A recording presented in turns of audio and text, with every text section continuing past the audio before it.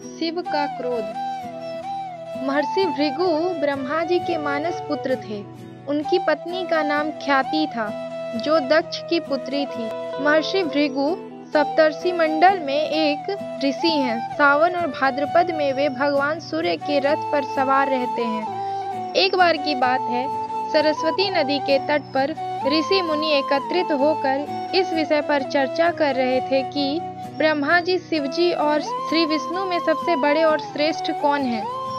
इसका कोई निष्कर्ष न निकलता देख उन्होंने त्रिदेवों की परीक्षा लेने का निश्चय किया और ब्रह्मा जी के मानस पुत्र महर्षि भृगु को इस कार्य के लिए नियुक्त किया।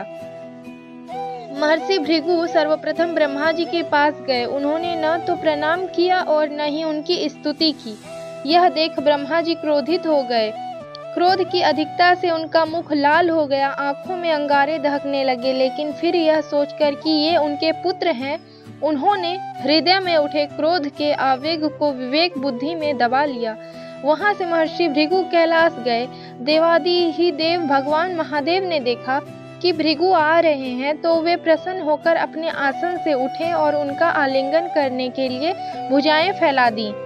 किंतु उनकी परीक्षा लेने के लिए भृगु मुनि उनका आलिंगन अस्वीकार करते हुए बोले, महादेव, आप सदा वेदों और धर्म की मर्यादा का उल्लंघन करते हैं। दुष्टों और पापियों को आप जो वरदान देते हैं, उनसे सृष्टि पर भयंकर संकट आ जाता है, इसलिए मैं आपका आलिंगन कदापि नहीं करूंगा। उनकी बात सुनकर भगवान शिव क्रोध से तिलमिला उठे। उन्होंने जैसे ही त्रिशूल उठाकर उन्हें मारना चाहा, वैसे ही भगवती सती ने बहुत अनुनय विनय कर किसी प्रकार से उनका क्रोध शांत किया। इसके बाद भृगु मुनि वैकुंठ लोक गए। उस समय भगवान श्री विष्णु देवी लक्ष्मी की गोद में सिर रखकर लेटे थे। भृगु ने जाते ही उनके वक्ष पर एक तेज लात मारी। भक्त वत्सल भगवान विष्णु शीघ्र ही अपने आसन से उठ खड़े हुए और उन्हें प्रणाम करके उनके चरण सहलाते हुए बोले, भगवान, आपके पैर पर चोट तो नहीं लगी? कृपया इस आसन पर विश्राम कीजिए। भगवान, मुझे आपके शुभ आगमन का ज्ञान नहीं था, इसीलिए मैं आपका स्वागत नहीं कर सका। आपके चरणों का स्पर्श तीर्थों को पवित्र करने वाला है। आपके चरणों के स्पर्श से आज मैं धन्य हो गया।